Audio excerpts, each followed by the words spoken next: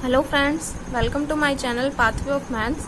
In the last video we have completed questions of complex analysis of GATE 2019 exam. Now in this video we are going to discuss complex analysis question of GATE 2017 exam. Before starting the video, I request you all to subscribe the channel and press the bell icon. Now let's start the video. The first question is function f of z is equals to x square plus y square plus 2 iota xy and function g of z is given 2xy plus iota y square minus x square where z is a complex variable x plus iota y. Then in the complex plane, first option is given function f is analytic and g is not analytic. Option B is function f is not analytic and g is analytic. Option C is neither f nor g is analytic and option D is both f and g are analytic. तो solution start करते हैं. इस question को solve करने के लिए हम result use करेंगे. दैट रिजल्ट क्या है कि CR equations are necessary condition for a function f of z to be analytic. कि किसी भी फंक्शन को एनालिटिक प्रूव करने के लिए हम प्रूव करेंगे कि वो फंक्शन CR इक्वेशंस को सेटिस्फाई करता है. क्योंकि अगर CR इक्वेशन सेटिस्फाई नहीं होती किसी पॉइंट पर तो फंक्शन उस पॉइंट पर एनालिटिक नहीं होता. तो करते हैं इसको start. Function f of z हमें गिवन है. Function f of z is equals to x square plus y square plus 2 iota x y. हमारा complex value function f of z होता है u x y plus iota v x y where u is real part and v is imaginary part. तो compare करेंगे तो यहाँ से function u x y आ जाएगा हमारा x square plus y square और फंक्शन v एक्स वाई की वैल्यू आ जाएगी 2x y. Now u is equals to x square plus y square and v is equals to 2x y. तो हम check करेंगे क्या u and v CR equation को satisfy करते हैं या नहीं. तो हम first order partial derivative find करते हैं. u का with respect to x 2x and partial derivative of u with respect to y is 2y and partial derivative of v with respect to x is 2y and partial derivative of v with respect to y is 2x. Clearly we can see that ux is equals to vy. ux vy के equal है but uy is not equal to minus vx but uy is not equals to minus vx. तो यहाँ से CR equations function f के लिए satisfy नहीं हुई. So CR equations are not satisfied for function f of z. So CR equation necessary condition है. CR equation satisfy नहीं हुई तो function f of z analytic नहीं होगा. Is not analytic in the complex plane C. Function C analytic f of z analytic नहीं होगा. अब function g of z हमें गिवन है. g of z की वैल्यू है 2xy plus iota y square minus x square. अब g को check करते हैं. g का रियल पार्ट है 2xy और इमेजिनरी पार्ट है y square minus s square. This implies u की वैल्यू तो है 2xy और फंक्शन v की वैल्यू है y square minus x square. अब हम चेक करते हैं कि g के लिए क्या u और v सेटिस्फाई करते हैं CR इक्वेशन को या नहीं. u का x के रिस्पेक्ट में पार्शियल डेरिवेटिव आएगा uy और y के रिस्पेक्ट में पार्शियल डेरिवेटिव आएगा 2x और v का x के रिस्पेक्ट में पार्शियल डेरिवेटिव आएगा माइनस 2x और v का y के रिस्पेक्ट में आएगा 2y. तो यहाँ से हम देख सकते हैं ux इक्वल्स टू vy है और uy equal to minus vx है. So ux is equals to vy and uy equals to minus vx.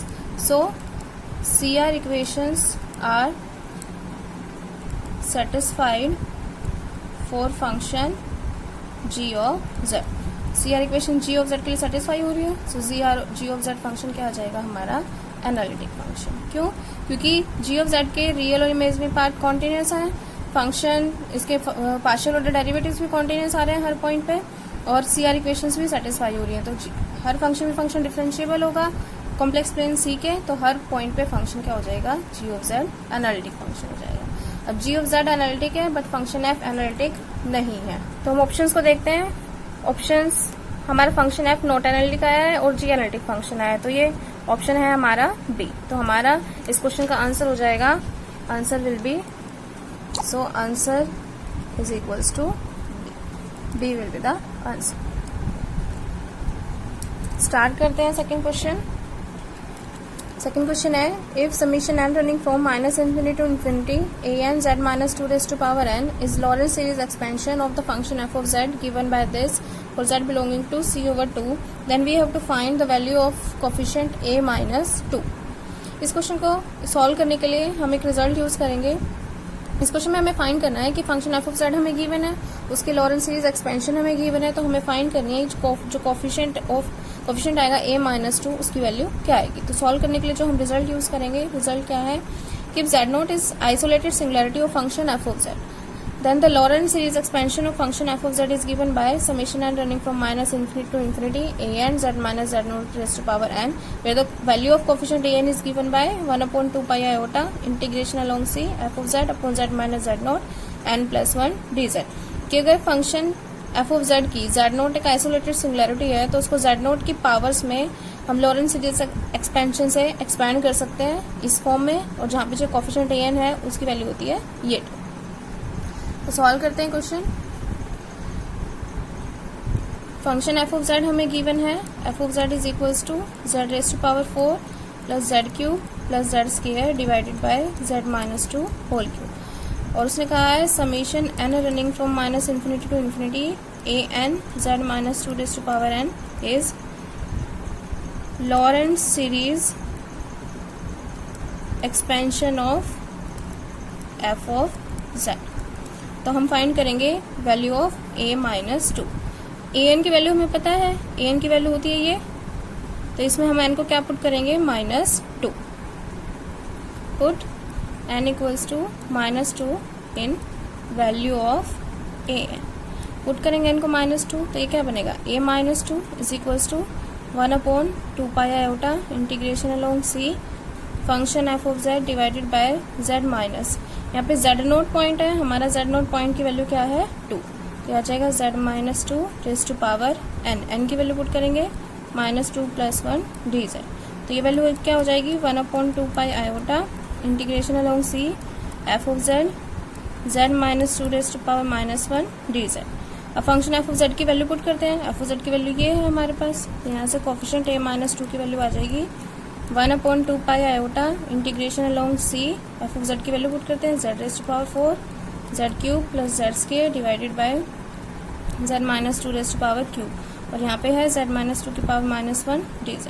तो टर्म बनेगी 1 upon 2 pi iota integration along c z raise to power 4 z cube plus z square divided by z minus 2 का 2 की power 2 dz.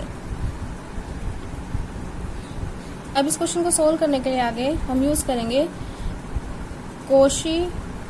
Koshi integral formula for higher order derivatives. Higher order derivatives के लिए हम Cauchy integral formula को use करेंगे. क्या definition है उसकी, integration along c f of z upon z minus z naught raise to power n dz. इसकी वैल्यू निकालते हैं हम इससे, वैल्यू क्या आती है 2 पाई आयोटा अपॉन यहाँ पे n है तो यहाँ पे आता है उससे एक लेस का फैक्टोरियल n माइनस 1 फैक्टोरियल, और n माइनस 1 डेरिवेटिव आएगा इस फंक्शन f ऑफ z का किस पॉइंट पे, इस point z equal to z naught पे, जहाँ पे function where function f of z is analytic within and on C and z naught lie inside C. Function f of z curve C और उसके अंदर analytic होना चाहिए, और जो पॉइंट z नोट है वो कर्व C के अंदर लाई करना चाहिए. तो integration c f z upon z minus z naught raise to power n dz की वैल्यू होगी 2 पाई आयोटा.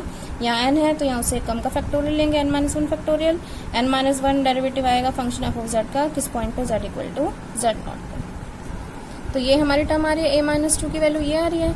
तो अब इस पूरे टर्म पे, जो पूरी ब्रैकेट वाली टर्म है, इस पर हम अप्लाई करेंगे कोशी इंटीग्रल फॉर्मूला. क्यों, क्योंकि जो ये फंक्शन f ऑफ z है ये पॉलिनोमियल फंक्शन है, तो ये हर कर्व c के ओवर क्या होगा एनालिटिक. और ये सी कर्व हमें गिवन नहीं है क्योंकि हमें पूरा कॉम्प्लेक्स प्लेन गिवन है, तो इस सी कर्व को हम इस तरह से चूज करेंगे कि ये कर्व सी हमारे इस पॉइंट 2 को कंटेन करेगी, 2 इस कर्व सी के अंदर लाई करे। तो हमने ये कर्व सी चूज किया इस तरह से, और फंक्शन पॉलिनोमियल है तो इस कर्व के ऊपर एनालिटिक होगा, तो इस पर हम quotient integral formula for higher derivatives apply करेंगे। तो ये आ जाएगा 1/2 पाई आयोटा। यहाँ पे देखो कोशेंट इंटीग्रल फॉर्मूला था क्या फॉर हायर डेरिवेटिव के लिए, f of z, z minus z naught की पावर एन डी जेड, इसकी वैल्यू थी 2 pi iota upon n minus 1 factorial, और मल्टीप्लाई में था फंक्शन का n minus 1th derivative f of z का इस point z equals to z naught पे। तो सॉल्व करते हैं इसको इस फॉर्मूले से। यहाँ पे एन की वैल्यू हमारी 2 है और फंक्शन एफ ऑफ जेड ये है, तो क्या आ जाएगा ये 2 pi iota divided by n की वैल्यू 2 है तो 2 माइनस 1 फैक्टोरियल 1 फैक्टोरियल, और 2 माइनस 1 करेंगे तो यहाँ पे आएगा first derivative of function f of z. F of z है हमारा z raise to power 4 plus z cube plus z square, और इस टर्म की वैल्यू आएगी z equal to z naught है हमारा 2। सो यहाँ से 2 पाई आयोटा से 2 पाई आयोटा कैंसिल हो जाएगा, 1 फैक्टोरियल की वैल्यू 1, और इसका फर्स्ट डेरिवेटिव करेंगे, इसका फर्स्ट डेरिवेटिव आएगा 4z cube plus 3z square plus 2z, और इसकी वैल्यू फाइंड करेंगे एट z इक्वल टू 2। तो क्या आएगा, उसमें z को 2 पुट करेंगे तो 2 की वैल्यू यहाँ पुट करेंगे तो ये आ जाएगा 32, यहाँ 2 पुट करेंगे तो 12, और यहाँ पुट करेंगे तो 4। So this is equal to 32 plus ये आ जाएगा 16, दोनों को ऐड करेंगे तो 48, मीन्स हमारे कोफिशिएंट ये -2 की वैल्यू आ जाएगी 48। सो this is the answer. So this is the solution of complex analysis questions of GATE 2017 exam, and the next questions we will discuss in the next video. So thanks for watching.